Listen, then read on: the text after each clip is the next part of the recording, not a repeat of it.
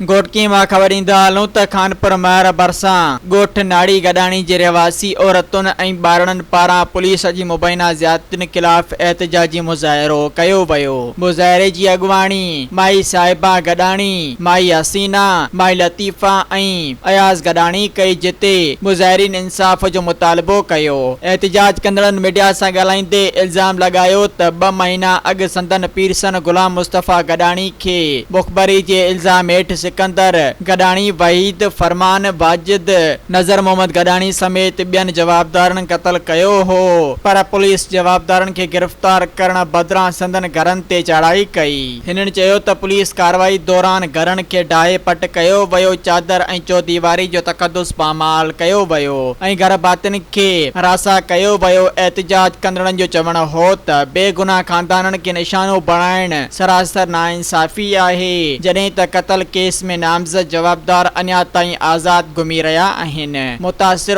औरतुनि ऐं ॿारनि आला इख़्तियारियुनि खां मुतालिबो कयो त मामले जी साफ़ ऐं शफ़ाफ़ जांच कराई वञे, मुलविस जवाबदारनि खे फौरी गिरफ़्तार करे कानून जे कटेड़े में आंदो वञे ऐं खेनि इंसाफ़ फ़राहम कयो वञे।